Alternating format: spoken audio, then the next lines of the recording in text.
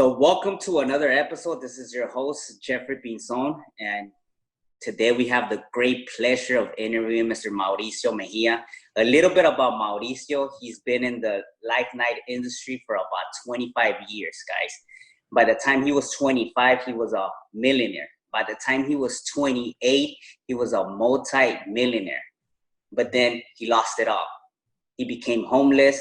Yeah. And he had to bounce back. In 2004, he created his own, one of the largest staffing company in California. And he's an entrepreneur. He's a serial entrepreneur. He's an author. He's a coach. He's a mentor. He's a public speaker. So today you guys are in great people that are going to bring value to you. And I'm super excited of having Mauricio here because he's a person that has had success, lost it all. So I want him to share with us a little bit about who he is and everything. So Mauricio, thank you. Yes. Thank you once again for taking the time today on a Friday to talk to us. How is it living in the Silicon Valley, man? Well, interestingly enough, Jeffrey, first of all, I want to say thank you very much for this opportunity. I take everyone's invitation to do an interview or to have a conversation. Really, this is a conversation about us entrepreneurs and people that want better in our lives and want to make a bigger impact on people. So I appreciate the fact that you took the time and actually reached out. That it takes a lot of guts. I always tell people it takes a lot of guts to reach out to someone like me. Not that I'm trying to act above and beyond, but people get intimidated by successful people. And At the end of the day, we're human beings. I put my pants on the same way that everyone else does, one leg at a time. And if I cut myself, I bleed the same blood that everyone else bleeds. So it doesn't make me any different. So I like to keep it very real with people. And again, I appreciate your time. And to your audience that's watching and following you, you guys have a great mentor and a great person you're following. He has some, I can already tell just by the few minutes of conversation that we've had prior, that you're definitely on a destiny to do great things, man. So congratulations on your success as well. And I look forward to sharing our successes together. So, so a little bit about me, it's crazy. So I was actually born in San Francisco. But at 2.5 years old, I'm still a baby. My mom moves to Los Angeles, with my younger sister. We had she had a baby then, and we ended up moving, to LA. And we moved to my mom didn't have anything. I remember being as a child, being just homeless from we were kids. We were living either with family or just living, I don't even know all the complete details. I just remember that we didn't have a home. And I remember living in Highland Park, and that's really where I grew up, the barrio of Los Angeles. And I was a street kid. I was, my mom was a single mom, and she was working, she was working to make sure that we can keep a roof over our head and, food on the table. And I remember that, just growing up, it was always seemed to just be a struggle. I didn't know then what a struggle was, but looking back now, it just seemed that it was always a struggle of like from a 1-bedroom studio to then a 1-bedroom apartment, always having to share our bed, and that was okay because, we were a family. But a lot of the traumas growing up, waking up to cockroaches in the kitchen, to going to bed sometimes hungry, just because, there wasn't enough to provide. But a lot of those things were the things that fueled me at a very young age, because going to, elementary and junior high, you think that they talk about bullying now. Bullying, there was always been bullying, or kids making fun of kids, because it's human nature. It's not that kids are doing it because they're because they're taught that. It's just, they don't know any better. And, growing up, not having you kind of, it messes with your confidence. So for me, it was just one of those things that, going to school with Pro Wings from Payless, was where my mom could buy us shoes. They'd fall apart after like the second time you would wear them. And then every time that my mom would buy a nice pair of shoes, I'd tear them up because I didn't like them. And I don't know, it just was crazy. I was just young. And I remember that one time, and I think this is what maybe triggered it, is that at that time, kids were the Jordans were out. and I wanted to get my own pair of Jordans. And I remember asking my mom for a pair of Jordans, and at that time, $100 or $150 is like $1 million. When you make it's a lot of money. it's a lot of money, especially when you don't have it. So, Yeah. I think that was the starting point of just realizing that, man, there's got to be more in life. If these kids can have it, what are they doing? So I started to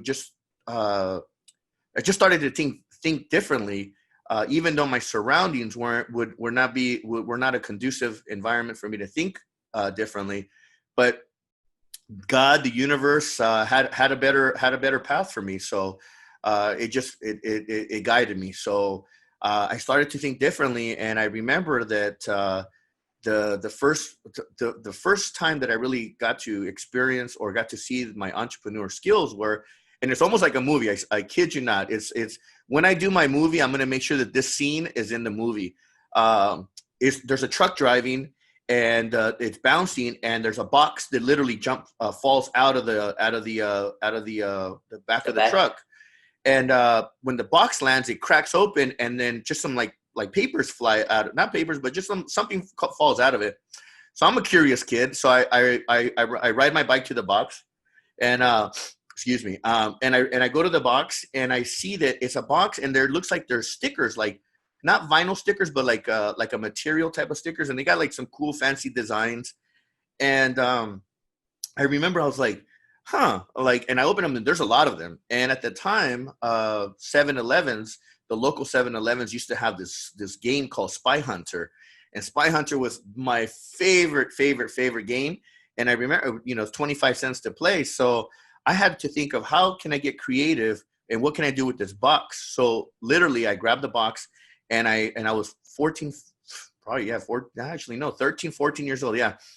I remember standing in front of the 7-Eleven, and I would tell people that would come in, I'd say, hey, I'm trying to raise money. And I would tell them the truth. I'm trying to raise money because I want to go play video games. And I'm selling these stickers. I think it was like 1 for $0.25 or 3 for like $1. I don't remember the combination, but I started to hustle young. And I remember that I started to make money, and I started to get to enjoy and playing video games. At that point, I got hooked. I knew that I had a talent, or I had a skill, or that maybe just people thought I was this cute little kid just asking for money instead of stealing or doing other things. Being destructive, I was being productive. So what made you get hooked, though, Mauricio? Because I could relate to you. When I was 12, 13 years old, man, I was that kid that would sell chips, candy, you name it, in high school. I carried a backpack, but my backpack was full of clothes. I used to sell clothes to the principal, to the high school, to my teachers. So I could relate to you on that hustler mentality. But what inspired you to do that, and what got you hooked once you did it? Yeah, I think it was the success, the fact that there was a lot of no's. Don't get me wrong. I was there. A lot of people would be mean to to this young kid asking for for money. But at least I was trying to give them value. You give me something, I give, you give me money, I give you something. There was a value. And the moment that you got the first yes, it builds confidence, and your confidence comes out in your smile and your attitude and your approach. That it's just confidence. Right. You just feel it. And that was the first step. But I think really what it was is that I knew that I wanted more in life, and I knew that that this could not be it. Even at a young age, I started thinking about that. And then I just the second business that I started, after I ran out of stickers, I couldn't sell any more stickers. So then I started to think of what else can I do, because I wanted to buy my pair of Air Jordans. I wanted to buy a nice pair of jeans or a pair of pants or something. I was driven because my environment was forcing me to think outside of the environment that I was in, or, now we call it thinking outside the box. And I remember that I had met this gentleman that was selling these Carnauba wax bottles so you can wash your car and then you polish it. And I remember that I asked, I said, hey, my mom introduced me to him, And I just told him, I said, I'd be interested, but I don't have any money. How much would it cost for a box? So he says, here's 4 bottles. Go use these bottles, make some money. And if you make money, you can come back and buy a case from me. So I had to think of how can I get creative? So I went around the neighborhood and I thought to myself, bigger car means more money. So I would, around the neighborhood, there was a lot of people that drove a lot of trucks. So I decided that I wanted to go and knock on the doors and say, hey, to the neighbors, and, is that your truck? Yes. I said, I'd like to make a deal with you. They just look at this kid like, are you kidding me? Like, what do you want, kid? And I said, I want to wash your car, your truck. I said, and here's the deal. If you don't like the way that I do it, you don't have to pay me. But if you like me, it's going to cost you $20. So, I got a lot of no's. And then when I got my first yes, I remember it was like in some backyard. You can hear the people. It was in Pasadena. You can hear you can definitely tell it was a Latino house because you can hear the banda in the background. And I remember there was a cool ass truck outside, and I'm like, oh man, this is gonna be the one. And it was dirty, so I remember knocking on the door, and the guy comes out. You can tell that these guys started drinking early, so I was like, hey, I'm washing cars in the neighborhood. Here's the deal. And when I got my first yes, that was what gave me the confidence to say, all right, I got something. I just have to now I have to make the associations. What did I do? Blah blah blah. Washed the car, got $20, and then I started to think, how can I duplicate this, and how can I go around the neighborhood instead of being the kids that drove the bicycles and threw paper routes, or I couldn't do. I was too small to do lawnmowers, but I would have done lawns if I had to. But the car stuff was cool. Plus, I love cars. I had a passion for cars at a very young age. I loved Ferraris. I loved Lamborghinis. At a young age, I already had an expensive taste. So, nice. But it was part of growing up in LA. You get to see the glitz and glamour of being in the LA area. So, falling in love with all of that, I knew that I wanted more, and I was aspiring to have more. One day, and I don't remember the gentleman's name, but I know that he lived in Inglewood, African-American gentleman. And he met me, and one day we just exchanged numbers because he saw something in me. And I remember calling him one time because I'm trying to figure out, I need some help, and I remember talking to this gentleman, and he said, son, he says, you have an entrepreneurial spirit. And that was the first time I've ever heard what entrepreneurial spirit was. And I said, what is that? And he said to me, the entrepreneurial spirit is what you have. You're not the typical person that the way he explained it, all I knew is that he just says, you're going to have more in life, kid. And he says, just keep doing what you're doing. And he goes, that spirit that you have in you is going to take you a long place. And that, I think that was maybe the thing that just turned on the on switch in me and set it off. So again, just growing up in the environment that I was in, I was an athlete. I played soccer. I played baseball. I played football. I actually played Pop Warner before I went into high school. I played Pop Warner for Rosemead Rebels. So right down the street, you're from Downey, right? Are you in the Downey area? Yeah. So I played for Rosemead Rebels. So that was very cool, and I was a badass. I was a inside fullback. I was an inside linebacker. I was the backup quarterback at a Pop Warner, kind of level, and then. Going into high school, I played water polo, I played baseball, football, ran track. Yeah, water polo. I'm like this Latino kid from the barrio playing water polo with the white kids. And it was cool because from being in Highland Park, eventually my mom knew that had we been stuck in Highland Park, I would have been probably involved in drugs and gangs, even though at a young age I got to see it. Let me ask you that, because I know that growing up in LA, you see the shiny objects, you see the big life, but at the same time, you see the drugs, you see people struggling, you see all the negative aspects of life. You see it in LA. How did you separate yourself from that crowd? How did you stay not wanting to go out there and sell drugs or do something else? Because there's hustlers that are in the drug industry that they use their skills for something else. You chose to go out there and door knock and sell bottles to wash cars. Yeah. Like, what made you decide to do that and take that route? I think what happened with me was, again, I as I've gotten older, I've become, my faith has gotten stronger. I think that there was just that my purpose was to be where I'm at today, and it wasn't to go down that path. Trust me, I saw many things at a very young age. We had a close friend who was part of, they were involved with Tijuana, and they were moving a lot of drugs from Tijuana to Los Angeles. And I got to see a lot of gangs. Growing up in Highland Park, you have Boyle Heights, Lincoln Heights, you have all the big gangs like Hazard, you have White Fence, you got Avenues. I mean, you got Mara Salvatrucha. You got all the big gangs in Los Angeles, and yeah, the environment is there. They're recruiting these young kids. I just don't think I fit the profile to be recruited into that. I was a pretty boy. I was this light-skinned Latino that I didn't fit that profile in the environment that I was in. So maybe that was it. I don't know, but I thank God that I didn't go down that route.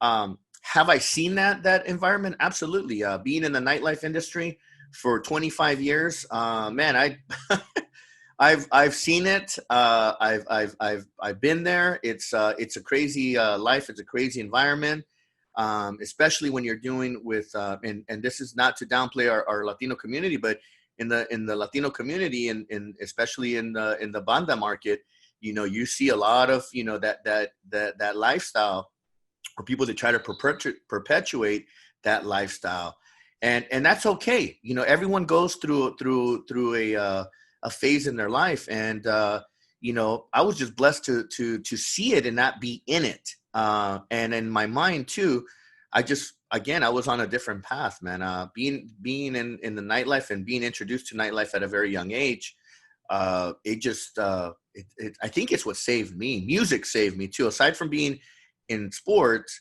music. I remember my first song, 1984, when MTV, and I know I'm going to date myself now, but 1984, when I heard Billy Idol, Cyndi Lauper were like the first videos on MTV. And some people might be like, what's MTV? Well, MTV used to play music videos. Artists used to play videos. I mean, it was a different time, a different world. But yeah, it was, I remember my first songs, and I fell in love with music. And then I fell in love with, I remember at a young age, I got to meet some people that were going to these teen clubs. And there was this teen club in Pasadena called Maryland's Backstreet. And Maryland's Backstreet was the shit. I mean, you don't want to go to a school dance after you go to Maryland's Backstreet.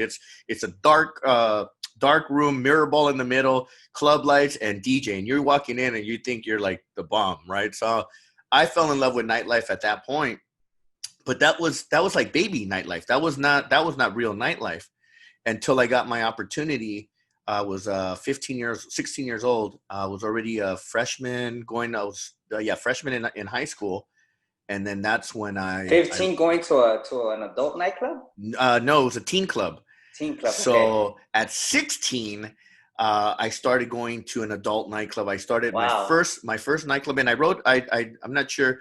I wrote it in my book. I have a book, by the way. It's on Amazon. I'm going to give you my free plug. It's called Smoke and Mirrors, and it talks about my experience in life.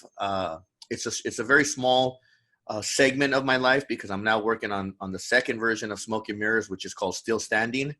And so basically, Smoke and Mirrors is like the initial talk about my rise to what I, at that time, what we want to call the top, and then my fall to where I become homeless again. And I talk about it in my book, how I got into nightlife there, and how I at that point I fell in love. I was a big, I'm a big fan of exotic cars, and I remember I had a Lamborghini Countach picture above my bed, and that was like the dream car. And I remember my mother one day waking me up in the morning saying "Chele, Chele," and by the way, that's my nickname. because I'm so light-skinned. Chele. So she says, Chele, wake up. There's a Lamborghini parked outside. And I'm like, and my mom's Lamborghini. It's not Lamborghini, it's Lamborghini. So I'm like, there's no Lamborghini parked outside. And that she's like, wake up, there's a Lamborghini. So I look out the window and shit, there's a red Lamborghini Countach parked in front of my house. Wow. Where I was living at. At that time, we had moved a lot. So I know I'm kind of jumping around, but we had moved. Our stability at homes was just crazy. So, so at that time we were living in Monrovia, and I was going to Monrovia High School. And I just remember that there's a Lamborghini parked, and I knew that there was stars that lived in our area because we lived on the foothills. We lived on the bottom of the foothills, and anything above the foothills is where all the rich people lived. Mm-hmm. So I remember that, Kiefer Sutherland lived up in that area. Kevin Costner lived up in the area. There was a lot of movie stars and people that lived that were from the Hollywood areas that lived up in those hills. And so in my mind, it was not like, I was like, no, there's no way. But lo and behold, there was a Lamborghini parked outside in front of my house. And I got so excited that I took pictures. And of course, I go to school and I brag and I tell stories. I tell everyone that, yeah, I know the guy that owns it, blah, blah, blah. I'm telling just, I'm young. I want to look cool. I want to become, not that I was not popular as a freshman or sophomore in high school, but it just added to the story. So, yeah, showing your friends the Lamborghini is gonna put you. Yeah, no, absolutely. My stock value just went up in high school. Exactly. Now they're like, oh, this is the cool guy that knows somebody with a Lamborghini, because not too many people know people with a Lamborghini, and that's right. Really how it just started. At that point, I got to meet who's still today my friend. His name is Martin Rojas. He actually lives in Montclair, but he lived in El Monte at the time, and he had a friend that was staying in Monrovia, so that's how we connected. And I remember coming back from school and they were there in front of the car and we started having the conversation, man. And then, I asked these guys, what are they doing? They're like, basically they were promoters. One of the guys, Albert, was some boxer from Mexico. And then, Martin was a promoter. So they were like a little dual team together. And I remember that time, that's just kind of where it all started. It's like, hey, what are you doing tonight? I'm like, I'm 16. Hello, I'm going to study. You want to go to a nightclub with us? I'm like, okay. Like, what am I going to say, right? I'm like, you have to ask my mom. I'm like, my mom, I told my mom I'm going to go out with some friends. And she's like, okay, go ahead. And that was how it all began. It was, my first nightclub experience was at a place called the Red Onions in West Covina, which is no longer there. It's actually it used to be, I don't remember now. I know it's a Cuban restaurant now, but that used to be the Red Onions. And I remember that that was my first experience. And then from that point on, I got to meet so many promoters and people that were involved in nightlife. And my second nightclub was Fantasia's in Puente Hills, and then Peppers in City of Industry. Wow. And yeah. And then after that, I got into the LA scene. And, one of the biggest clubs that I did promotions for was the Dome at Florentine Gardens. And then there was a bunch, we were all very young. You got to see all the young generation of kids that were out promoting. I mean, I grew up with Pascual from Insomniac. He was promoting. I remember we were promoting on the streets and we crossed each other's paths, and it was just one of those like, hey, we're here to support each other, blah, blah, blah. And then boom. And he blew up. And then another friend of mine, Miles Kovac, he's the founder of Dub Magazine. We're all from the same. Miles. Yeah, Miles is an amazing human being, and that's how we just kind of started to just. It was just crazy to see the generation, how we started to develop, and then life started to get crazy for me in LA, and I talk about it in my book, and how I ended up moving to the Bay Area. So 1994, 93, 94, I always mix them up. I ended up moving up to the Bay Area, and that was a crazy experience. I in my mind, I just was going through so much craziness from nightlife, from trying to find that discipline, not having parents involved in my life, living in someone else's home at a young age, not having no structure. Go ahead. Let me ask you this, because I know, all right, so you got into nightlife because of the cars and the music. Yeah. And at some point, maybe the girls as well, right? At some Yeah, point. no, let's keep it real. Let's keep it real. It was the glitz and glamours. I mean, what I fell in love with and what I saw in nightlife, you get to see it all. You get to see the money, you get to see the drugs, you get to see the women, you get to see the power of men, it's nightlife. You get to see the glitz and glamours, you get to see the celebrities, you see things that not the normal person gets to see or experience. Right. What I fell in love with truly in my heart was the glitz and the, I don't want to say the things that came with it. It was the money. It was really more the money and the power that you had by being in the nightlife, because during that young era, it was about entertainment. It was about going out. We were pioneering. Remember, we were coming out of the 80s. And the 80s were crazy. The 70s, I was born in 1976, so I won't, now I'll just give it to you. I'm 43. So in the 70s, in the 80s, you got, it's just crazy. It's the 80s disco era, blah, blah, blah. And then we're coming out of the 80s into the 90s and early 90s. Music is changing. House music is coming in. Techno music is coming in. Mm-hmm. The world is changing as far as the entertainment. And so you got to see a lot of stuff. And there was no...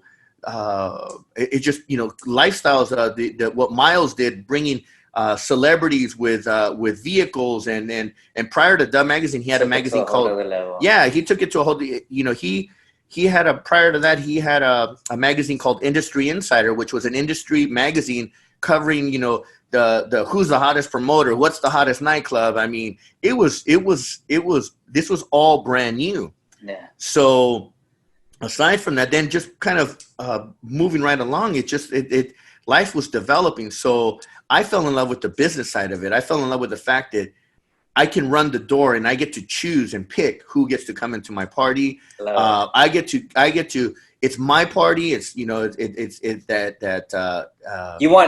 the control. You wanted to the control. Able to have the control of that. Yeah. Yeah. I remember when I was 12.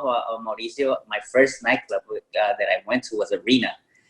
All ages. Absolutely. And it was because my brother was like, he was the biggest player. Ricky, man, he was the biggest player of all time. So I would admire him. He had women all around because the dude could dance. Yeah. So I begged my mama. I was like, Mom, let me go out with him. He let me go, and I fell in love with the different aspect of the women. I fell in love with the women. I wanted to model him because he was a big player. So I saw him always in the nightclubs, Arena. He will be there every weekend. So I know what it is to be there. The Arena was one of my favorite clubs. I didn't go much to it because and I loved the Arena, but I used to go because at the time that was even though I was a kid, that's the kid club. I was going across the street to Circus Disco because my friend was the resident DJ there. So we would go to the Arena, and Arena was just jam-packed. DJ Irene, Hard House. I mean, it was just jamming. But then I wanted to be part of the cool, like I had a drink in my hand while these suckers couldn't drink. I'm a minor, and I'm drinking at one of the coolest clubs in Hollywood. So I remember that, and it just... So I gotta ask you right there. Yeah. Did you at any point did you struggle with addictions? Because again, you were around drugs all the time. No, the only thing that I was doing at the time was just drinking. There was never, I didn't fall into any of those vices. Thank God. I know that even at a young age during my going through my teens, I never experimented. It was just one of those things that just didn't catch my attention. It just wasn't, it wasn't, I saw too much of that at a young age that it was something that it wasn't attractive to me. Plus, the kids used to smoke and they used to smoke weed, and I was a pretty boy. I like to smell good, wear cologne, and, be cool. I don't like to smell, if that made any sense. So for me, no, the drinking though. Yeah. I mean, I remember I'd wake up in the morning, go to high school, and I'm hungover. Or I'm drinking in my water bottle. I'm drinking a Strawberry Hill at the time, Boone's. Wow. And by third period, I was already buzzing. That's an addiction in itself too. Absolutely, absolutely. No, it was absolutely so. Yeah. So for me, it was one of those things that it started to affect also my playing sports. It started to unmotivate me. but I was more happy making money, having money in my pocket, than really like, I didn't want to go play sports anymore. I was like, you know what? I'm done with it. I'm this young kid. I'm 16 years old, dating or going out with older women at the time. And I'm like, it was kind of crazy, like, 18-year-old, 21-year-old girls, and I'm 16 years old.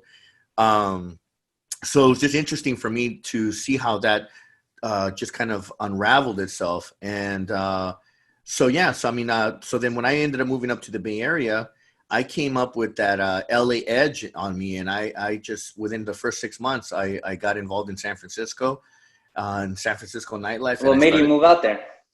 So it's in the book, but I'll share it with you. We had lost everything, and it seems like it's a pattern. My mom was in a very toxic relationship, and we lost everything. So my mom had to keep my sister, and she moved in with a friend, and I ended up moving in with a friend, and that's in the Monrovia Hills. I moved with a gentleman by the name of Timothy Nugent. You can Google him, and Timothy Nugent was a big editor, Hollywood editor, worked with Steven Spielberg, worked with all kinds of different movie producers and directors. And his office was actually behind the Star Search building. And I don't know if Star Search building still exists in LA.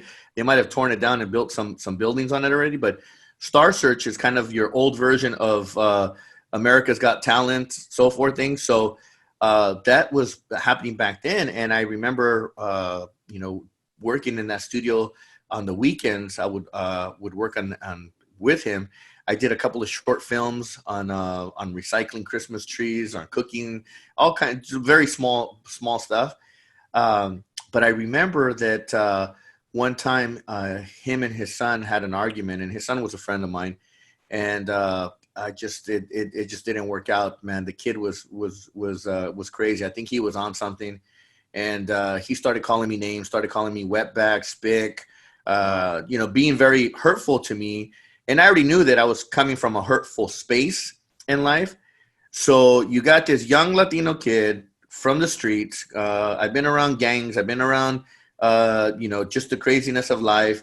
I'm angry. And you can just imagine that this guy sparks me by calling me these names, and I snap. So I decided that I'm going to go run upstairs and grab one. We were athletes at the time too. So we played baseball and we had some pretty good metal bats. So I was determined that I was going to take this guy out.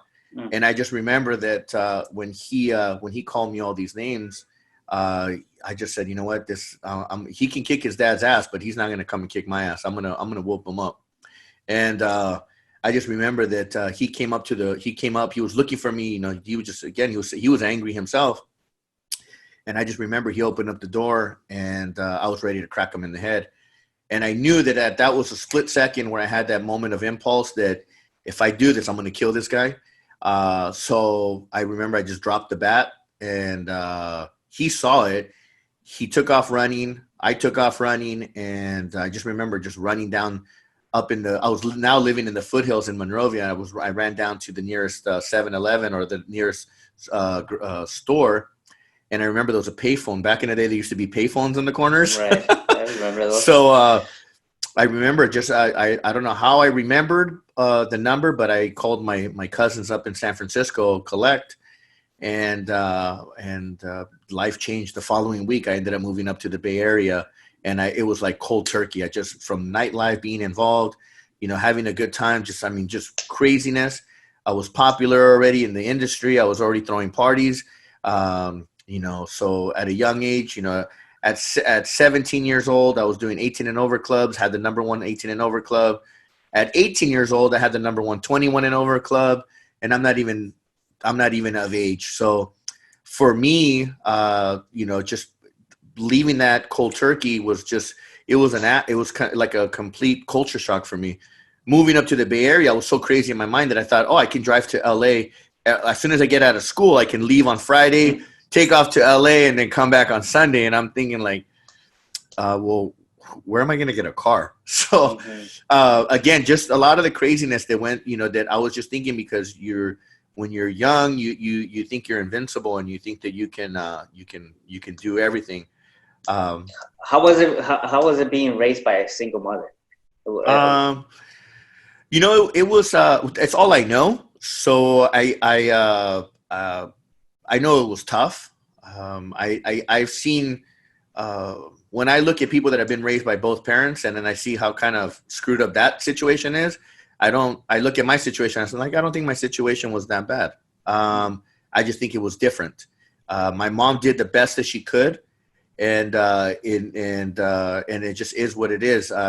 Eventually, as I've gotten older, I was able to forgive my mother. I was able to forgive my father but at the same time, I thank them for giving me I would not be here today if it wasn't for them. So I thank them very much, but I also forgave them, and I also forgave myself because. Forgave them in what aspect? For maybe not being the best parents, okay. For whatever their mistakes were, wherever their mindset was at the time. I just had to just kind of let it go. I didn't want to hold on to that anger anymore. And that was at a very young age, at 17, 18, I think is when I was able to have that conversation with my mother. And then at about 22, 23, I had that conversation with my father. And I really just, I got to hear both sides of the stories, and then I made my own conclusion, and then I just let go. And I just knew that once I let go, Jeffrey, life changed for me, man. At 25, at 25, as I made my first million, man. When I really just let go of that pain and that anger and that like, fuck you to the world, I just said, you know what? I'm all in now. I know what decision I want to go. I'll even go back a few steps. I ended up graduating from high school barely. Just when I graduated, I got accepted into 2 universities here in the Bay Area. I got accepted into San Francisco State University and San Jose State University. San Francisco State University had the impacted program for the hospitality industry. And I knew that I wanted to get into hospitality or some kind of, in that world. And then when I got accepted to San Jose, when I would come to San Jose had a very vibrant scene. It was full of Latinos. It was just, the energy was different than San Francisco. And San Jose was warmer than San Francisco. So I just fell in love with the idea of going to San Jose. One, because I also felt like I fit in. San Francisco is very diverse. And San Jose is a big population of San Jose is Latinos. So for me, I automatically just kind of went with what naturally felt home. So San Jose became home for me. And it also reminded me of LA. So I called San Jose Little LA. So I just remember going through college as well, or going through the university here at San Jose State. I just remember that my third year, finished my third year, going into my fourth year, about to finish university, something clicked. I was already doing nightclubs I started doing nightclubs in San Francisco. From San Francisco, I graduated to San Jose to do nightclubs in San Jose. I got an opportunity to follow one of the godfathers here of nightlife, and he took me under his wing. And I realized that this is what I wanted to do. So I realized that I made a decision. I committed to my decision, and I executed on my decision. And that's where I come with my saying. Your mantra, right? My mantra: decide, commit, execute. And it just seems like that has been always a repetitive pattern. Tony Robbins talks about this too. He makes decide, commit, and take action. Mm-hmm. So what I did was, in my mind, I'm like, well, decide, commit, execute. That's really what it is. Execution is taking action. So that's what I did. I remember I went to my my last year of university. I went to the first 2 classes, and I sat there and I'm like, damn, what am I doing here? Like, I felt like I was wasting my time, and I dropped out. After I enrolled fully, I did a full load. I wanted to graduate that year. And I remember the first week of going into my classes, getting all my books, and I bought all brand new books. And I mean, it was just nuts. I remember that I said, I'm done. And when I said that I was done, again, it just kind of, now as I talk about it more, I just remember it's just like letting go. I let go. Yeah, I was free. I was in debt. I owed so much money. At that time, $10,000. Being a college kid, that was a lot of money. I felt like I was like, oh my God, I'm never gonna pay that. I just remember, I'm like, you know what? I got to go to work. And I was already driving an $80,000 SUV. I was already making money. I'm like, what the hell do I need school for? I'm done. I know where I want to be. I know where I want to go, and I know where my love is. And I just decided that entertainment, nightlife was going to be my way to go. And I did. I took it and I ran with it, and I ran with it hard. I committed, and I dominated for many years here in the Bay Area, until I retired out of that industry in 2010. And now I don't want to say I fully like a full-time retired from that whole scene. But I still do my special events. Like I'll do like a Halloween party or a New Year's party. And I created a pool party in 2007. But 2010, after the collapse of 2008 of the economy, that's really where I started to make that decision that I had to, again, let go. Because if I didn't let go, nightlife was going to kill me. I mean, at that point, drinking, partying, everything was just out of control, life of excess. I mean, it was nuts. At 25, I made my first million. By 28, I was driving a Ferrari 360 convertible Spider. I had friends with Lamborghini. I mean, everything that I thought of and I visualized in my mind came to fruition. It happened for me because I put that intention out. But when I got to that top, I would look back and I say to myself now, I'm like, damn. Even though it was fun and I don't regret it. It was a very lonely and empty lifestyle. And I felt that the more that I got, the more that it would fulfill me. And it was the actual opposite. The more that I got, the more responsibility and stress that I was adding onto myself. I gained a lot of weight. I was unhealthy. I was eating steak and lobster every other day. I was, it was crazy. I found a picture the other day where I'm sitting in my Ferrari and I'm like, fuck, this dude is fat. Like, I mean, it was disgusting. I was like, and it didn't look right. It just didn't look right to me. And I just oh my God, it was horrible. But again, going back to that nightlife time in my life, it's one of the best things that I've ever experienced. I mean, there's not too many people that can say that we've experienced this. Right. It was I had an all age nightclub at a very young age. I had an 18 and over nightclub. I had a 21 and over nightclub. And then I had an ultra lounge, which was like the top of the top.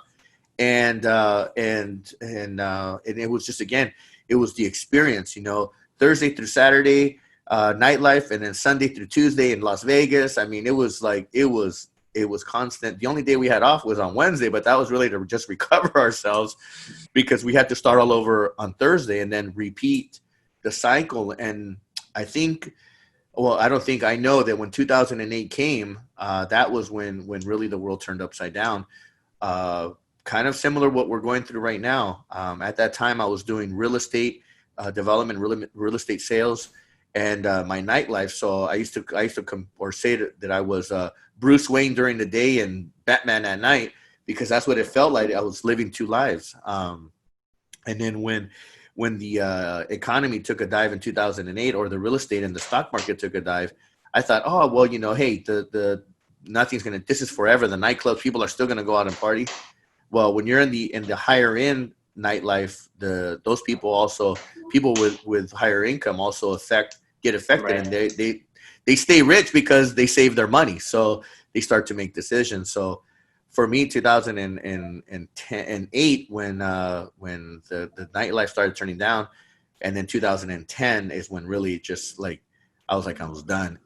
I'll never forget April 4th, 2009. I'll never forget the date. Is when I gave my keys back to my I had a beautiful loft in Japantown. Had a big old 350-gallon saltwater fish tank with a baby shark.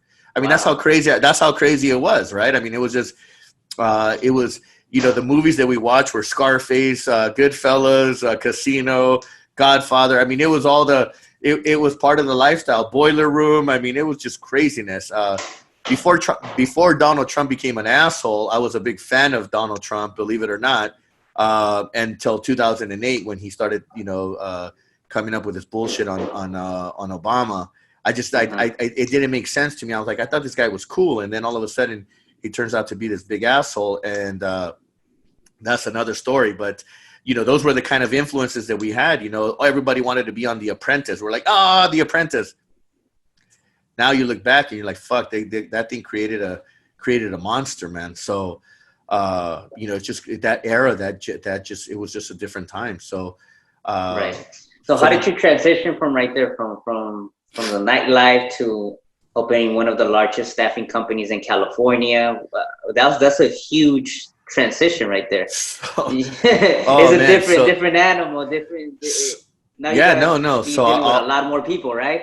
Yeah, no. So 2010, I'm basically now living on, I don't want to say on the streets, but I don't have a home now. I'm couch surfing. I'm living in friends.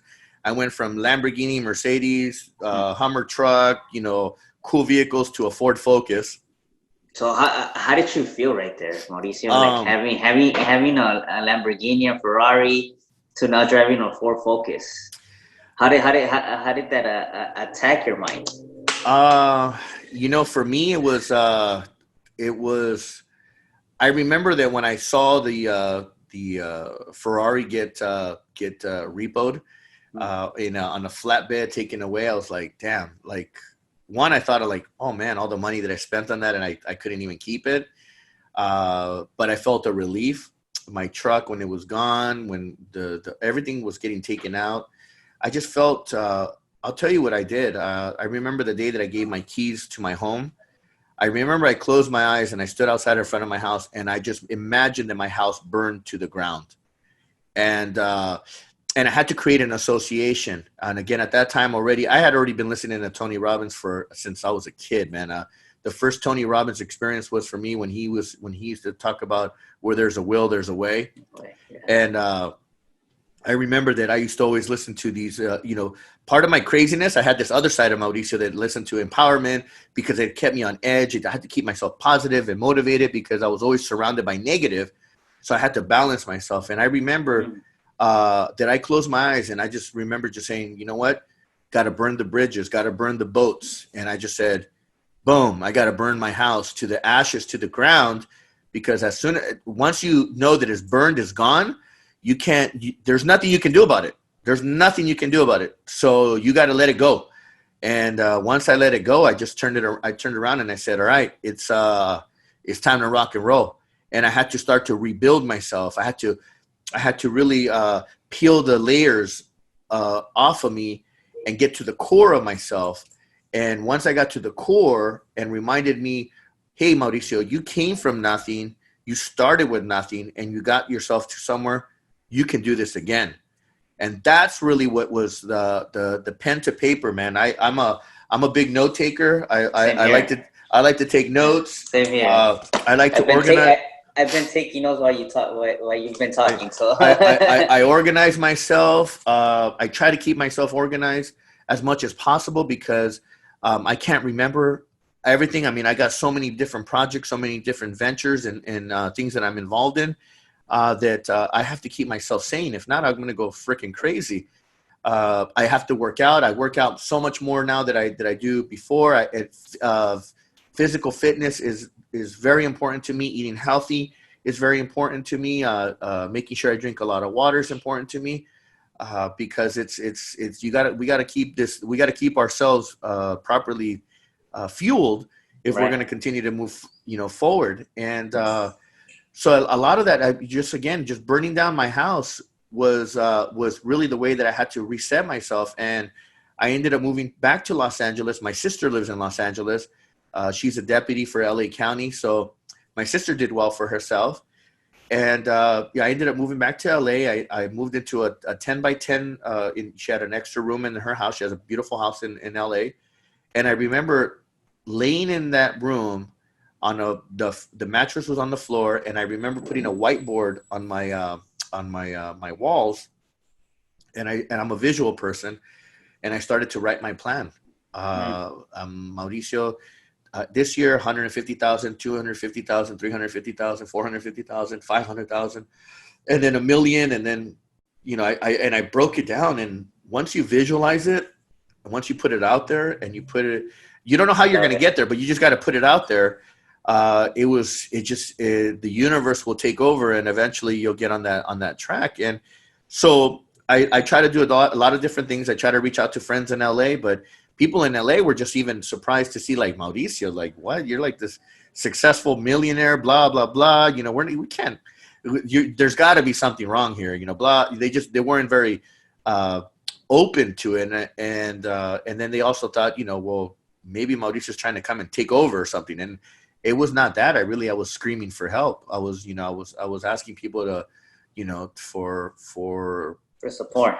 For support. Yeah. I mean, it was a painful time, man. And so 2010, 11, 12, I was literally just back and forth, Bay Area to LA. I still had a party. I still had one party left called Detox Sundays.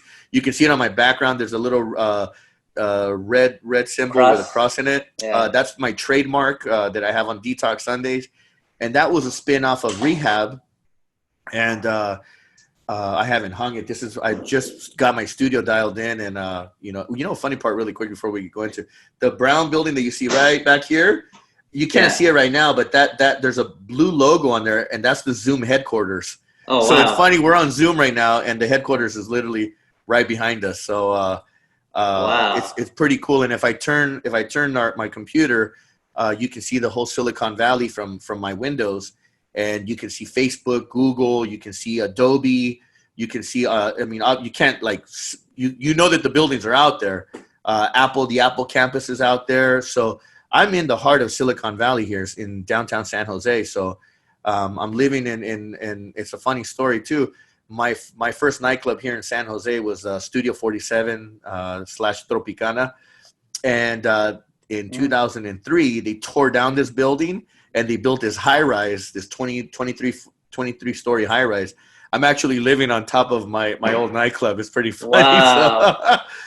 That's crazy. So, but yeah, man, you know, back to 2012, I got an opportunity to come back to the Bay Area, and I started a restaurant called ChaChas with my partner. He was part of the brand, and he needed some help. So we opened up on January 19, 2012. We opened up ChaChas in downtown San Jose again, and that was the start. But I knew that there was more in my life, that I just knew that this wasn't it. I wanted more and more and more. And then I decided to move on to other things. And in 2013, I came back and I ran into a friend of mine who was doing insurance, was doing real estate. And I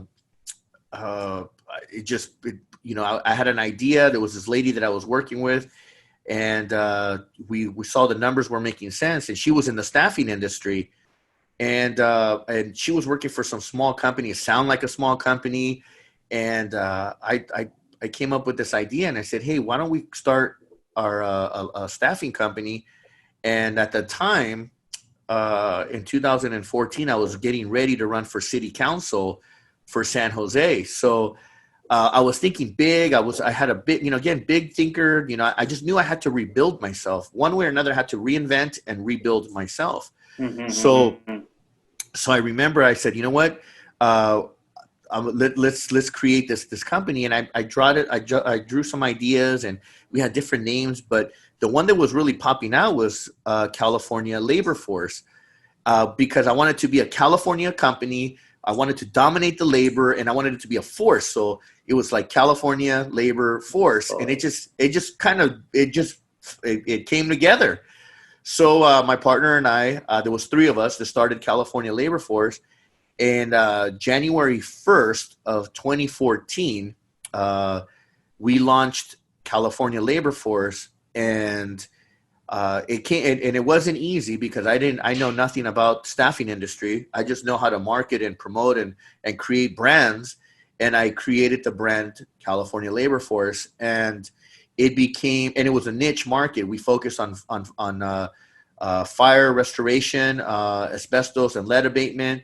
And any major disasters that would happen, we would provide the force, the workforce. And we took the company from one office to 6 offices. I went from Sacramento, Oakland, San Jose, Los Angeles, and San Diego, and dominated for 6 years. And went from 100 employees to 600 plus employees a day. Wow. And we dominated. I mean, it was an amazing experience. And then what that allowed me to do was also to diversify into different ventures. I'm a co-founder of a company called LatinLive. You can look that one up. That one is going to be going public in the near future. It's wearelatinlive.com. And we do all the major shows for all the big Latino artists across the United States. We're partners with Nederlander, AEG, Live Nation. Wow. We do all the comedy. We do stuff for Bad Bunny, Ozuna, Banda MS, Los Tigres del Norte, Maná. So we're playing in that field, and that company is like a baby right now. It's doing well, and even with the way that things are going right now, it's still holding up. I've diversified myself into the commercial construction industry. I diversified myself into real estate development. I've diversified now myself into writing my books, into doing my speaking engagements, coaching and mentoring. And I've diversified into other. I just picked up a little plug here. This is called Juicealize. It's a all natural juice that there's a local girl or lady that's doing it. Amazing entrepreneur, and she wants to scale her business up, and so we're partnering up and we're taking that to the next level. And I've kept myself diversified. I got 2 restaurants, ChaChas Mexican restaurant here in San Jose. I really, that gave me the runway. Now, all of this sounds all beautiful and glorious and good, but it just means more responsibility. Right. And when you have things like a tragedy or like a pandemic that's happening right now, you get wiped out, man. It's like the tsunami that wipes you out, and these are the moments where you have to really be ready for those sharp turns and be ready to understand how to pivot. And thank God that I experienced 2008, 9, and 10, because I know what it is to have nothing and then have to rebuild. So you have to retract yourself and understand that, hey, you have to cut expenses. You have to cut all the extra, because now you got to run lean and mean so that you can start to then move forward. So, yeah. There's a lot of takeaways right here that I got from you, Mauricio. One, the main thing, when you came back to LA with your sister, you got your whiteboard, you started breaking down everything. So you did what Steve Jobs always says: connect the dots backwards, right? That's right. You set up your game plan. The how didn't matter, because when the attitude is right, the facts don't count. That's so right. At that point, it didn't matter where that money was going to come from, those 150, 200, 300, a million, and plus it didn't matter where it was going to come from. From everywhere else, you were going to attract it. But not only that, you started associating yourself with the right crowd, right? Absolutely. Proximity. You started associating, wanting to become part of mayor, you said, right? I wanted to be a city council. I wanted to get into politics. Yeah. See, so you wanted to be in that environment, which allowed you to think bigger, which allowed you not to drift, and at the same time not to play small. Right. Because that was holding you accountable. That was like your accountability. If I slow down, then I'm not going to be able to run with this crowd. No, right? No, you're going to choke out. You're going to choke out. It's like you have it's like a Ferrari. I'll give you that, or a muscle car. If you pull off on the gas, the engine is going to shut off on you, because that car needs that fuel in order to keep going fast and furious and mean.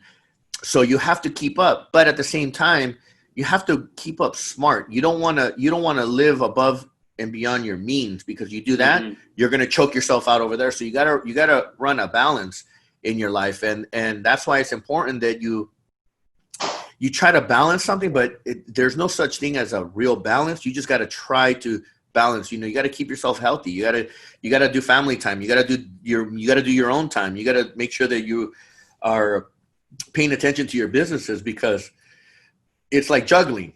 If you get your eye off of one of those balls, it's gonna kind of go. It's gonna mess up the rhythm. But you got to then focus again, and then you got to juggle the balls again. Was that the reason why you started diversifying in so many different areas, for you to keep yourself busy so you won't be focused on negative stuff? No, I focused on multiple forms of income because I never wanted to experience what I did in 2008. Makes sense. And at the time I didn't know any better that, I was doing real estate and I was doing my nightlife. So they were both different spectrums. So what I realized though is that when the real estate market and the stock market took a dive, I'm like, well, nightclubs aren't going to take a dive. Well, being at that level that I was at, they both took a dive because people stopped spending money, and then they both took a dive. What I realized from that is that when I come out, when I got back onto the track that I'm on now, is I need to keep myself diversified, and I got to keep multiple forms of income or multiple businesses in the air, so that in case one falls, I have the other ones to pick up. So, you got to So for me, I'm comfortable with 5 businesses. I've had up to 7 business ventures, but 7 for me was just was a little too much. And people ask, how do you do that? And I'm like, well, you have to build bandwidth, and every lane that you develop. Like, for example, in the staffing industry, I had the main partner that was the workhorse of that.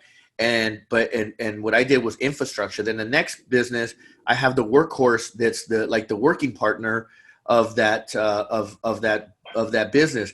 All I do is add infrastructure. So I'm adding bandwidth to myself. I'm not running all 5 or 7 businesses. I'm a part of them. And whether it's a small percentage or a equal percentage, I'm still a part of it, but there's always going to be a working partner in that. So you're leveraging, right? Absolutely. You're leveraging your relationships. You're leveraging your talent. You and I could do a business together, depending on what it is that we want to develop. We're going to see where our strengths are and our weaknesses are. And then we're going to say, okay, love it, Jeffrey, you're going to stay in your lane. I'm going to stay in my lane. We'll play bumper cars, but we're never going to cross each other, because when we cross each other, then you start to have those personality problems, but if you bump into each other, like it's just a touch and go, that's and I call those weekly meetings. That's when you touch analogy. You touch and go. And that's what I do. Everything, every business that I have has to have a weekly meeting, has to have a structure, has to have minutes. This is my team. You won't be able to see it, but I have my team of my team players. And each team player has a business that I'm involved in, and I have to detail it out, because if I don't have this detailed out, there's no way I'm going to remember all my details, and I'm going to fail, and I'm going to fumble, and then I won't be no good. So there has to be forms of organization. Now, it takes time, it takes commitment, it takes wanting it, and reality. There's a lot of people that say they want it, but they don't really put the effort and the energy behind it. We call it, like right now, this newer generation. This a good friend of mine said, when they did the whole quarantine and shelter in place, he says, I'm kind of glad this happened, because it got rid of all the fake TMZers. And I'm like, TMZers? He goes, yeah, all the people that would go to the nightclubs and they're Snapchatting, they're putting this illusion out, but they're not really that. They're posting that. Yeah, they might see a Lamborghini or Ferrari out there, but it's not theirs. But they're posting like, "Hey, blue," like, "What's up?" Right. What it did was it leveled everyone out, and right now it's leveled the world. Like right now, I can say I'm playing on a global platform now, because everyone is feeling the pain one way or another. Facebook right now has told everyone they don't have to come back to work till the end of the year. Twitter has said that nobody has to come back to work they can all work from home, but they're still working. But the world is changing. So, we're doing concerts now. We're doing virtual concerts. We're doing virtual meetings. If it wasn't for this, right now, Jeffrey, we probably wouldn't be having this meeting right now. And what I've done is I finished my book. I wrote another book. I'm working on my 3rd book. I'm sharpening my skills. After I'm done here, I'm going to head out to a meeting, still be within the confinement of what we have to do for the rules and regulations for this pandemic. But I still got to get out there and do business. If not, I'm going to go crazy in this house. It's been 10 weeks. But business still goes. And again, you have to have that commitment and that strength, that mindset, and you can't let the excuses get in the way. If you do, then you really don't want it. You say you want it, but you don't, you know, and that's, I love that. There's a quote that when this whole pandemic, like, I agree with you said, like, this pandemic level everybody up. Now, the way that I saw it is like, man, if you didn't put in the work, now it's going to show. Time will either expose you or promote you. That's how I looked at it. Time is either going to expose the fake that you are, or it's going to promote the real that you are, right? So yes. This quote says, it said, if you don't come out of this quarantine with a new skill, right? A new side hustle or more added knowledge, yes. What you didn't lack time. What you lacked was discipline. That's right. And don't be mistaken either. There's been moments where, you know, this week was a struggle for me for some reason. I woke up every morning and they close the gym. So it's kind of tough, you know, cause that's really where I take out my aggressions. In the morning, I do my routine. So I go for a run or a walk, you know, I just got to keep myself active. But it's hard to hold back the tears to, you know, like, you know, this is the vulnerable me. Like, it's hard to hold back the tears because of the pain that we're going through right now. I mean, even just talking about it, it gets to me because there's a lot of people that are in pain right now. There's when you walk down the street, there's homelessness. There's just so much pain that's going on in this world right now that it's hard, man. It's hard to see that, and then you're trying to stay positive, but it's that's also, to stay positive is also a job. You know, you have to do things to keep yourself. Excuse me. No, I love it, man. You have to do things to keep yourself energized because. Fuck, the world is upside down. That's the only way I can explain it. The world is completely upside down. It's on its head. You got this craziness that's happening with local government. You got people are getting hurt. I mean, it's just, but we got to power through it. And that's just, you know, that's the reality. Now, you know, when I get back home, I gotta put myself together. I gotta, you know, like today, you know, hey, this is important to me. I got to make sure that I'm on point because I want to project confidence. I want to project it, but at the same time, I want to project that I'm a human being and that I can go through my emotion, but I have to check myself in order to continue to move forward. And that's really what this is about is you got to have a strong mind. You got to have a callous mind. One of my favorite guys I like to listen to is David Goggins. Eric Thomas. Eric Thomas saved my life yesterday again. Eric Thomas is one of my favorites. Les Brown. Tony Robbins is always going to be my ultimate favorite.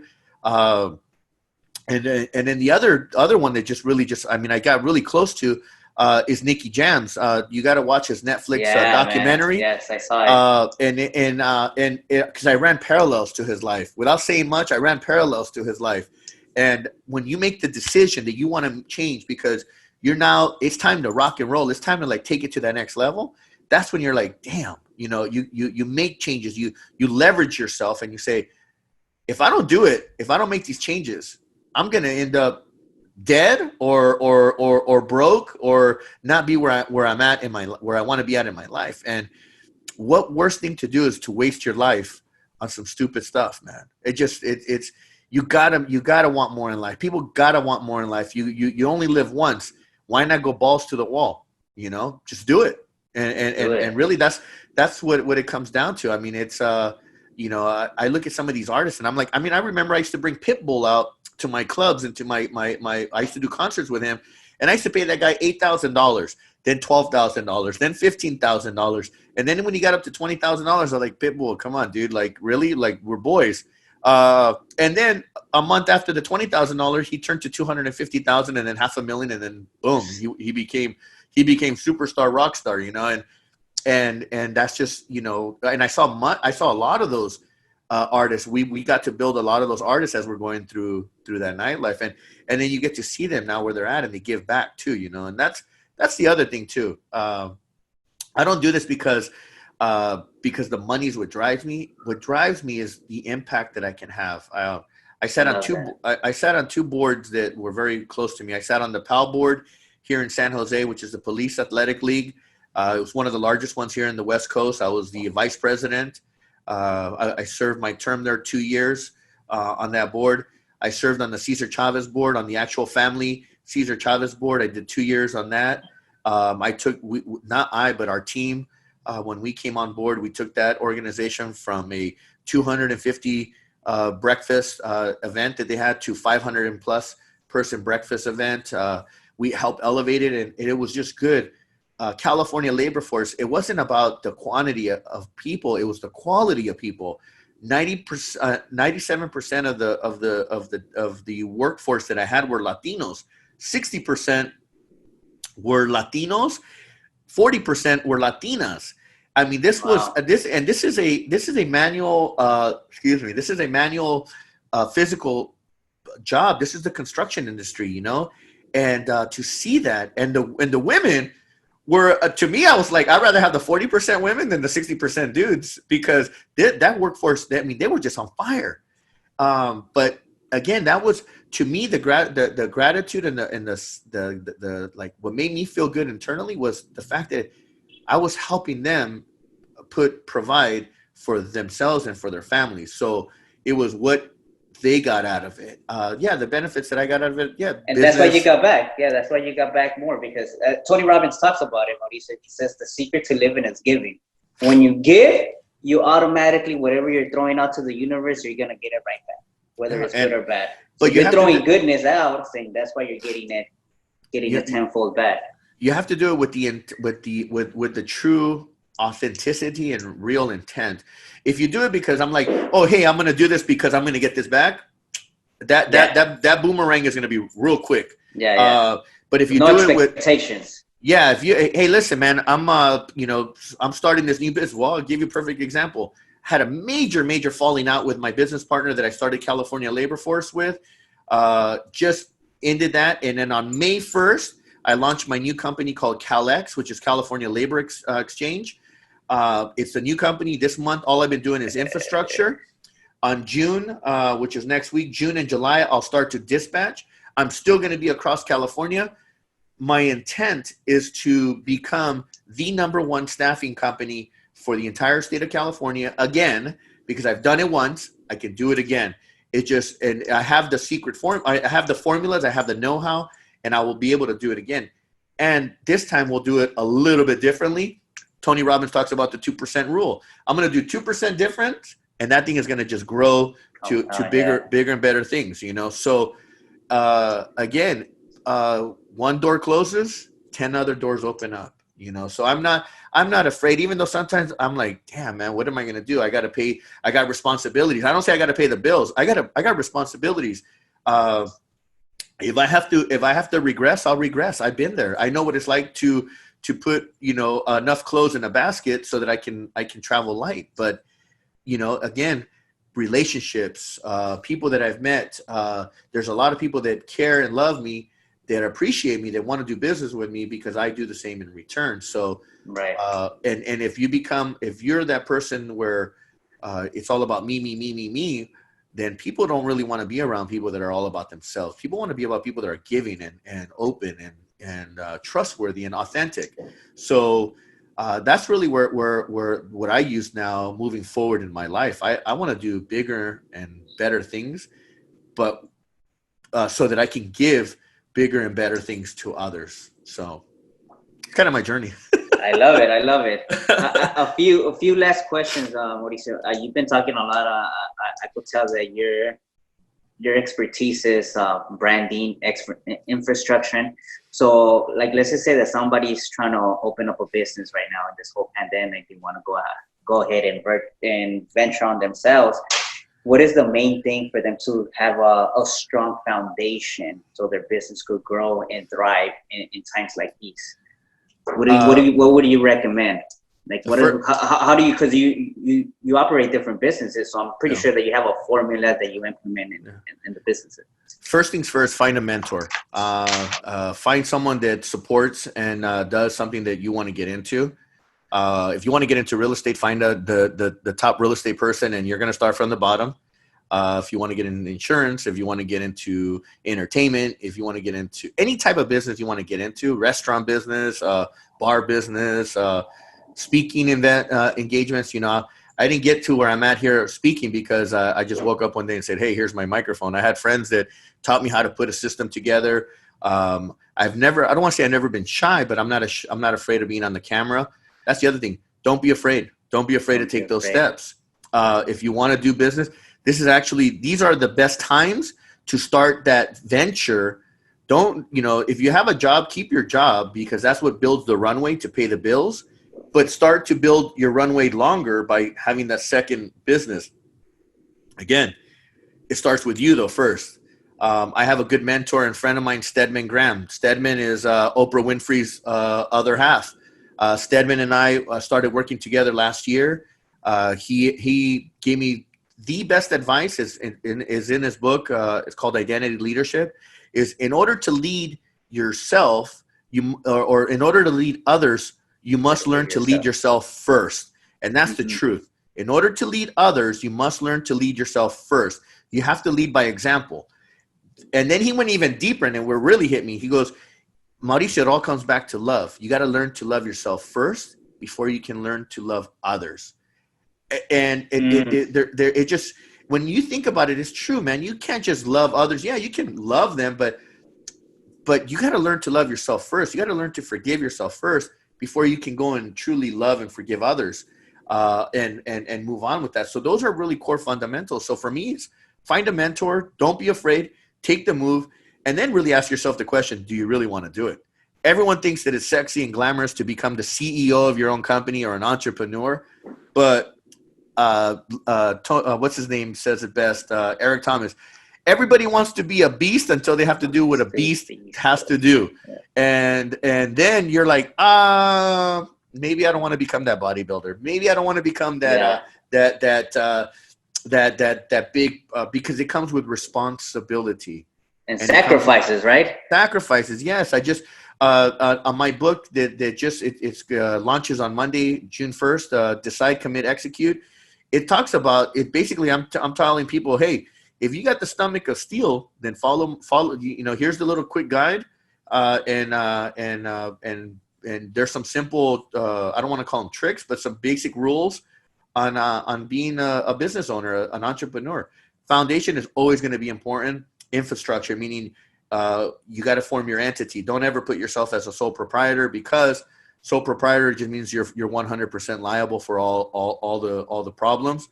You create an entity. I'd be more than happy to share. If people want to reach out, they can reach out to you, and you reach out to me. We can kind of keep the protocol here. Yeah. I can teach people how to inexpensively set up their LLCs, their corporations, all the basic infrastructures to make sure that they stay compliant, so that they don't set themselves up for failure later. Because what happens is you start as a sole proprietor and you become super successful, and then you get your first lawsuit.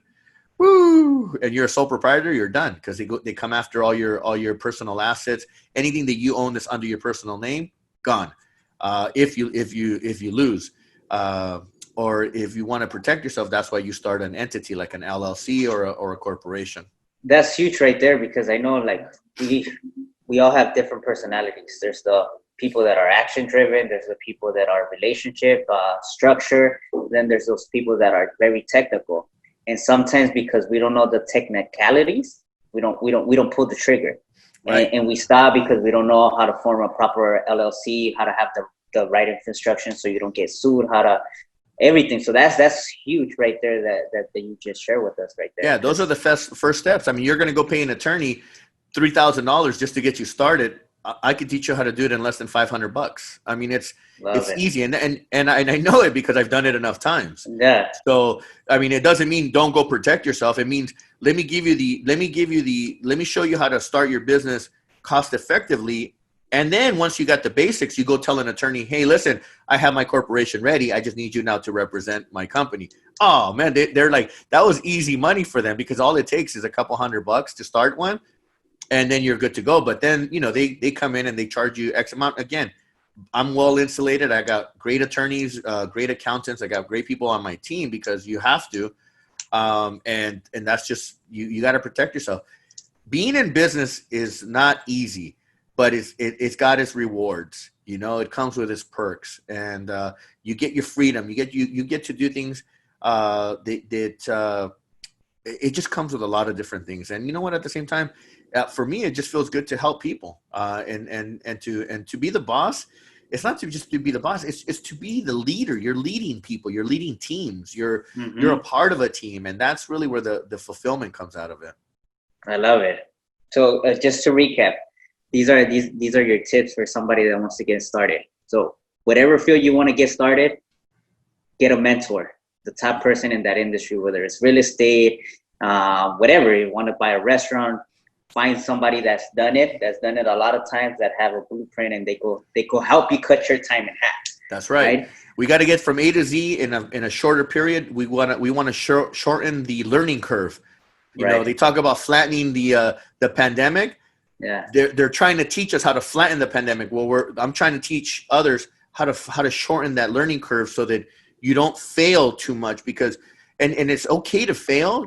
They say, oh, fail your way to success. Yeah, well, I want to fail less to success so that way I can get there quicker. So if you can find someone that knows where all the landmines are at, then boom, we can help each other out. There's a saying that says, like in school, they would always teach us not to copy your neighbor. But in business, it's like, it's okay to copy as long as you're copying the right person, right? As long as you're copying the right person.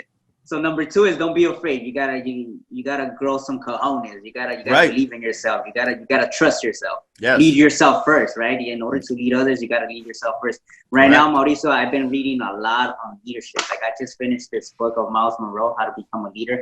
I bought like 20 books of John C. Maxwell. Like, I'm absorbing all this information because I want to be of value to other people. I want to lead myself first so I could bring other people to the promised land. Make sure to send me your address, and I'm going to send you a copy of my book. I'll send you a copy of both books. So when I get the second book in, I'll put them both in the same package for you. But send me your address, and I'll make sure to send it out. And you know, I just it's add it to your arsenal, man, because that's really what it is. The more we read or the more we listen to things, I'll be honest, it's hard for me to read, so I listen to books because I like to multitask, and sometimes it's bad for me because I get distracted really quick. But I'm always listening. When I'm in the car, when I'm in the gym, when I'm out running, when I'm in the shower, I'm listening to something at all times. Same here. Because I want to maximize my time. And sometimes people don't understand what does maximize your time mean. I want to maximize the time that I'm here. Everyone has the same time. We all have 24 hours in a day. It's what do you do with that time? And that's what will set people different. Is you can still have a 9-to-5 job, but at 6 o'clock when you get home, and if you got responsibilities, take care of your responsibilities, and then jump on your next hustle. And then from 6 to 10, you can do it. Instead of 6 to 10, you sit down and watch TV. You just blew 4 hours and just watching nothing that's really constructive. So you can't tell me that you really wanted it if that was your priority. So for me, TV is it's almost a luxury. I can't say that I haven't watched more TV since we've been quarantined because we got to burn some time. But at the same time, you know, TV is not a priority in my life. Same here, man. I haven't had cable in years. Like, I just one quick trick that I do, Mauricio, when I'm reading, because I used to be a horrible reader. So what I did is that I will buy the book and I will buy the audio, and I will put the audio on a faster speed. And while I'm reading the book, I'm listening to the audio. So words that I didn't know how to pronounce, I was hearing how they pronounced it. So now I visualized the word, I heard the word, I saw the word. So I was using all my faculties. So it was getting in my subconscious. It was getting embedded in my subconscious mind better. Hey, I learn something new every day, man. Thank you very much. That is going to be a lot. There you go. See, you learn from me and I learn from you. No, I appreciate it. That's actually a good idea. Good. Okay. I'm going to try that out. So again, going back to there were 7 things that you put. Which number 4 I think is the hugest one. Do you really want it? You gotta get vulnerable with yourself and ask: are you willing to pay the price? Are you willing to sacrifice? And then form the right LLC, the infrastructures, and have a strong team. Have a strong team when it comes to your lawyers, stuff like that. Right sphere of influence. There's a saying that I always said: if you hang around 5 broke people, within time you're gonna be number 6. That's right. But if you hang around 5 millionaires, within time you're gonna be that number 6. Yeah. because they're either going to help you get to another level, or you're going to get uncomfortable and you're going to go with a different crowd. And I've set my sights even higher. I've always wanted to be a millionaire, and at a young age I became a millionaire because I surrounded myself by millionaires. My goal now is to become one of the I don't want to say the first, but one of the Latino billionaires out of the Silicon Valley. My goal was to do it by 2021. Now it's going to get pushed to 2022. And I believe in my heart that we're destined to be there with my partners and all the different ventures that I'm in. And again, it's just a goal. It's not because I'm, that's the drive. It's just, I got to set my standards and my sights higher so that I can continue to grow and want to associate and be and play at those levels. It's just the mindset again, and that's really where I want to build. I want to build so that, again, I can continue to make an impact and give back. That's really the motivation for me. And in order to make a big impact around the world, you gotta have the resources. So, but at the same time, I also wanted to inspire and to motivate that if I can do it, I came from nothing. I've had it, lost it, grew back, hit a couple of bumps in the road, and now building back up. If I can do it, Jeffrey, you can do it. Other people that are watching can do it. But at the end of the day, it has to start with you first. You have to ask that question to yourself. Do I really want to put the time and the energy into it? And if not, then get out of the way. I hate to be as blunt, but get out of my way because I don't have time to waste. We're bombarded every day with enough nonsense that it takes away time from us. So I just need to be laser focused right now, and I need to make sure that we're just moving ahead. And again, proximity and associations. You want to be broke, then go hang out with broke people. And that was probably the thing that at a young age that they took me away from being in the gangs. I didn't want to be near those guys. I mean, I didn't want to have pelon. I didn't want to have tattoos on my face. I didn't want to. You were a pretty boy. I was a pretty boy, man. I wanted to be around the cute girls, and I wanted to be, rico suave. I mean, it was crazy. I just didn't want that, and I didn't want to smell bad, so I didn't want to do the drugs. Or smoke. It just wasn't my thing. But even today, I want to associate with. I want to learn from other people, and that's why association is very important to me, and mentors too. I'm not afraid. Honestly, man, every Wednesday I do my show on Facebook and on YouTube, and my list of people that I'm getting on my weekly show, it's growing, and I'm not afraid to ask people to be on my show. I mean, there's going to be some top celebrities that I'm going to call and say, hey. Remember, hey Pitbull, remember when I used to pay you $8,000, blah, blah, blah. Can I borrow you for 15, 20 minutes to jump on an interview with me really quick to talk about your successes? I'm not afraid to reach out to people and ask the question. The worst thing that they can say is, I don't have time, or no. And if they say I don't have time, I'm going to say, well, when do you have time? Exactly. And so they say no to me. And the minute they say no, it's going to be like, well, maybe no right now, but maybe can you do it later? I'm never going to stop. The other thing that I am is I'm very relentless. When I want something, I'm coming after it. And until I get it, until you tell me no. I mean, until I get a yes out of you because you got so tired of saying no to me, I'm going to go after it. And that's just being persistent. And it's a skill. It's you got to do it with a way that where you're not, no estás jodiendo, you're not bothering people. Lo estás haciendo con buenas intenciones. There's got to be a reason why. And then finally, it'll click. So that's how, like, man, when I started this podcast, it was the same way. Like, sometimes we get in our head that we're like, oh, well, how are you gonna get? Who's gonna be the speakers? Who are you gonna talk to? And I just started reaching out. I started reaching out the same way that I reached out to you through Instagram. I reached out to everybody that has been on my podcast the same way. Like, some have said no, some have said yes. The ones that have said no, guess what? I'm still going at them. Yeah. Until sooner or later, they're gonna say yes. Sooner or later.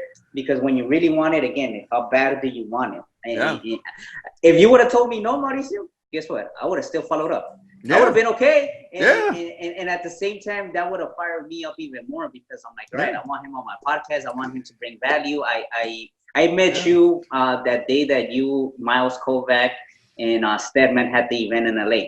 Oh, that's where I met you. You were at the top at the we were on the top of the US Bank building. Yeah, man, that that was an amazing event. Great event, man. Great event. We got you know, Miles and I we've been trying to do more stuff together, and it was just, we put that one together, and it was like pulling teeth, man. To throw a party, everybody goes out. To throw an event where you want to raise the mindsets of people is like pulling teeth. It's like, like I was like, man, they won't go, like kryptonite. Yeah. But it was a sold out event. We had a good time. And then the beautiful part is that I got to meet the ownership of that building, and they actually took us up to the. I put it up on my Facebook and Instagram. They actually took Stedman and I, my sister, and a few other people. We got to go. We got to go up to the top to the where the helipad is at. And it was crazy to be standing really like on top of the world, on top of LA, and just looking at from the helicopter landing pad, the entire LA area. Just, it was amazing. It was an amazing experience. So thank you, man. I appreciate that. And that's where I thought the connection was from. Yeah, it was an amazing event. If you didn't follow up, guess what? We wouldn't be here right now. Yeah, it was an amazing event. Miles Kovac was the one that invited me. Man, Miles Kovac has changed my life. I owe credit to my success to him, because I reached out to him the same way. I met him at an event where him and Eric Thomas were speaking. Yep. And after that, I reached out to him. I'm like, hey, I want to pick your brain. Like, let me take you out for a cup of coffee. And I thought he wasn't going to reply. And right away, he's like, yeah, let's do it. I'm like, oh, shit. Yeah. This shit is really happening. Be careful what you wish for. Yeah, be careful what you wish for, because when it happens, it happens. So, well, good, man. Hey, I'm proud of you, man. I'm proud of what you're doing. Consider me a part of your team, whatever I can do. If I can become a part of your network, I'd be more than happy to come down to LA and do some talks with you, Zoom talks, whatever it is. Count me a part of your team.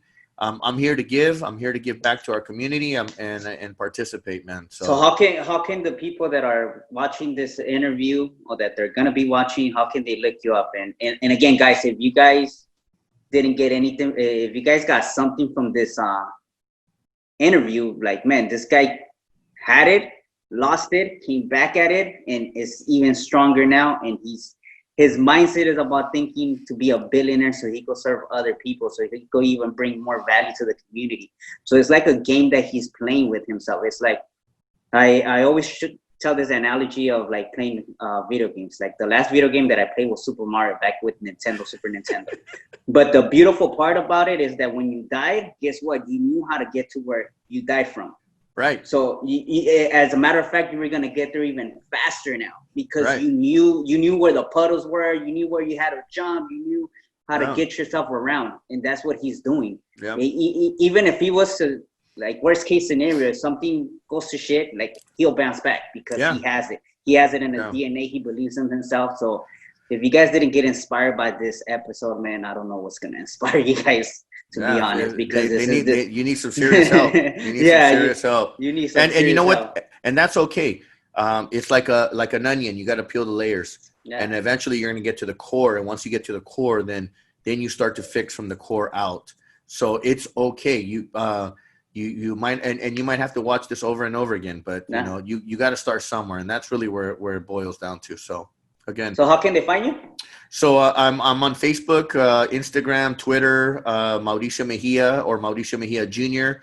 You can Google me. The best way is Mauricio Mejia San Jose, and everything will pop up, the good, the bad, the ugly, whatever. I'm a very public person. I don't believe in this like super privacy. My cell phone number will pop up there. I mean, if people really want to get a hold of me, and you really want to get a hold of me, you'll find a way to get a hold of me.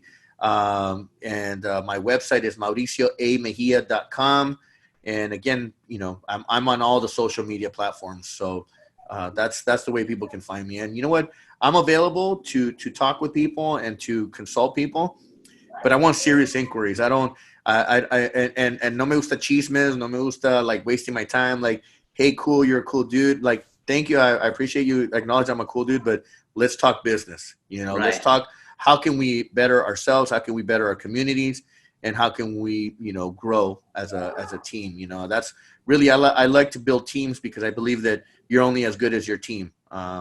And that's the reality. You're only going to grow as good as the people that you're surrounded by. Love it, Mauricio. Thank you so much. Thank you. Thank you very much. It's a blessing to be here. And, I want to say thank you to you and your team, and to all the people that are going to watch us, not only in Los Angeles, but across the world, because, you know, these things go viral.